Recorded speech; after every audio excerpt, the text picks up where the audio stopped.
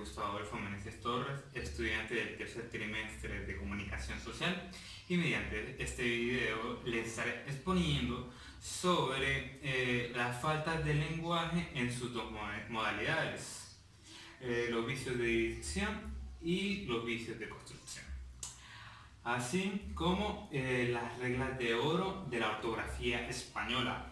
Y como último punto, tenemos las letras cuyo uso ofrecen dudas.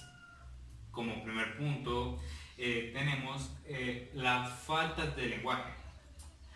Se conocen como faltas de lenguaje a todos aquellos errores que se cometen al emplear una lengua. Sin embargo, hay que advertir que por lo común cuando se habla de errores, faltas o incorrecciones, se usa el criterio tradicional normativo. Las faltas de lenguaje se han clasificado tradicionalmente en dos grandes categorías: los vicios de dicción y los vicios de construcción. Los vicios de dicción son los errores gramaticales que se cometen, hacen más difícil que fluya la buena comunicación, ya sea esta oral o escrita. Entre los tipos de vicios de dicción está como primero las muletillas.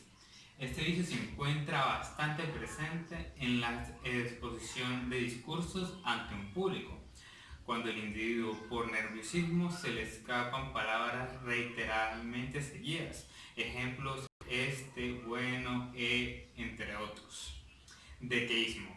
Se presenta por la mala utilización de la preposición de ante una frase que lleva la conjunción que. Ejemplo: piensa de que los cambios serán paulatinos. Y la manera correcta de decirlos es: piensa que los cambios serán paulatinos. Extranjerismo. Es uno de los vicios de lenguaje que consiste en la utilización de términos en otros idiomas. Ejemplo: hello en lugar de hola, show en lugar de espectáculo, internet, wifi, etc. Pleonasmo. Términos de los cuales se supone están en el texto y por sentido común están, lo cual causa que se repitan o redunden. Ejemplo: devuelvo otra vez a repetir, en lugar de te vuelvo a repetir. Neologismo. Se refiere a la utilización de ciertos vocablos que son empleados por una gran parte de población de un lenguaje determinado, y que estas palabras se encuentren presentes en la parte formal del vocabulario. Ejemplo: bloguero, chatear, whatsappear, entre otros. Barbarismos. Quiere decir el que balbucea. Ella se había fuido en lugar de ella se había ido. Solecismo. Generalmente se presenta en expresiones que no contienen una sintaxis o una coherencia de expresión o de escritura. Ejemplo: no se dice se me cayó, o se dice se me cayó. Vulgarismo. Aparece en los términos cuando se le quitan o cuando se le agregan letras a las palabras. Ejemplo: fuimos, jójoros, entre otros. Cacofonía. En este vicio es frecuente escuchar la repetición de sílabas o de vocales de una manera seguida cuando una persona trata de sostener una comunicación. Ejemplo: aiga, anteojo, almohada, entre otros. Y finalmente tenemos arcaísmo, que este es uno de los vicios de lenguaje que surge cuando es utilizada una persona en su forma primitiva, usando palabras precisas y apropiadas para lograr la expresión de lo que se desea decir en ese instante. Chapa es igual a cerradura, pararse es igual a ponerse de pie. Vicios de construcción. Son aquellos que afectan la coherencia y el discurso cuando este no se estructura adecuadamente, desde el punto de vista semántico, formal o pragmático. El primero de estos vicios de construcción es el solecismo. Uso incorrecto de pronombres, adverbios, preposiciones o conjunciones. Es el hijo de quien vendía. Este es un ejemplo claro del solecismo. Barbarismo. consiste en pronunciar mal las palabras, emplear inútilmente voces de otros idiomas innecesariamente. Carlito García por Calixto García. Anfibiología. Hace equívoca su interpretación por el desorden en la colocación de sus elementos. Ejemplo, se venden cunas para niños de madera. Redundancia. Del latín redundaré, repetición necesaria de conceptos en una frase. Un claro ejemplo es tiene 3 meses de nacida. Cacofonía. Disonancia que resulta de la combinación inarmónica de los elementos acústicos de la palabra. Ejemplo, la educación es una misión muy importante para la formación y la instrucción del niño. Monotonía. Consiste en la repetición innecesaria de frases en un mismo texto, lo que revela falta de vocabulario. Ejemplo, la técnica es la técnica y sin técnica no hay técnica. Y por último tenemos la impropiedad, que es la falta de propiedad en el léxico empleado. Uso de vocablos diferentes que en realidad tienen. Pasó desapercibido ante nosotros. Tenemos las reglas de oro que se deben emplear en la ortografía española. La primera es el uso obligatorio de la M antes de la P o de la B. Ejemplo, embaucar, empezar, impresionar, ambiguo.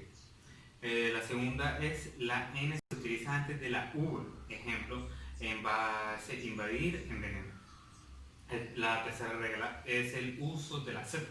Nunca se ha de poner Z delante de la E, I. Como cuarto tenemos las estaciones y los meses del año y los días de la semana siempre son en minúscula. A no ser que sean el inicio de una oración, siempre se presentan en minúscula.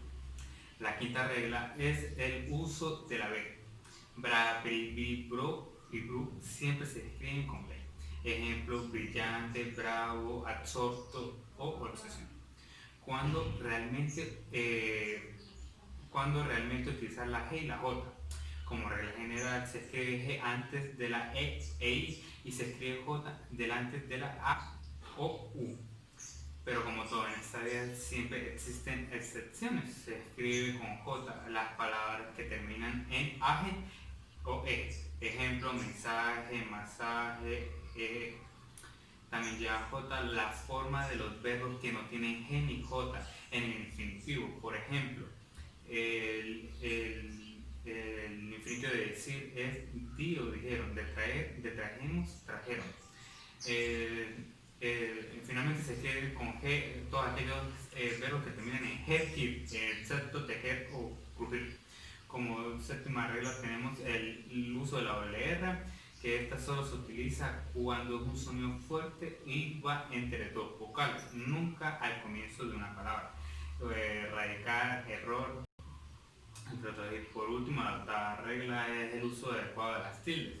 Ya se conocen lo que son las palabras agudas, siempre llevan tilde cuando terminan en vocal, N o S. Por ejemplo, camión, revés. Las palabras graves llevan tilde cuando no terminan en vocales, o N o S, que sería el caso contrario a las agudas. Por ejemplo, ángel, árbol, casa. Las palabras esdrújulas y sobresdrújulas siempre llevan tilde. Y las palabras monosílabas no llevan tilde, salvo algunas excepciones. Y los pronombres interrogativos como qué, cómo, cuándo, dónde, quiénes y cuánto. Finalmente llegamos al último punto, que es explicar aquellas letras que ofrecen algún uso dudoso. Ejemplo, el uso correcto de la V va después de la B y de la N. Una es obvio, invariable, invierno, inventar. Invía, invencible. El uso correcto de la C se escribe con C las palabras que terminan en ción y que provienen de otras que terminan en ton. Como ejemplo, atención proviene del verbo atento, corrupción proviene del verbo corrupto, elección viene de electo, Discreción viene de discreto.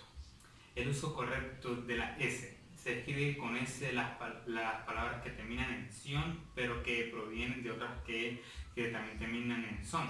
Tensión proviene de tenso. Profesión viene de profeso. Prisión viene de confuso. Y difusión proviene de difuso. El uso correcto de la Z. Se escribe antes de las vocales A, O U para obtener gráficamente el sonido de S suave. Calabaza, zapato, cabeza, saco, zona, sutano, suno, entre otros. El uso correcto de la X. También se escribirá para representar el sonido CS o GS fuertemente pronunciado. Por ejemplo, exilio, éxito, exuberante, exasperante, exagerar, exhumar, entre otros. Y finalmente tenemos el uso correcto de la G. Se escribe con G todas las palabras en las que aparezca el sonido cultural antes de las vocales E o I, pero intercalando una U muda. Guerrero, manguera, pagues, maguey, guía, amiguitos, ceguera, entre otros. Muchísimas gracias por su atención. Espero que haya sido de su agrado este video.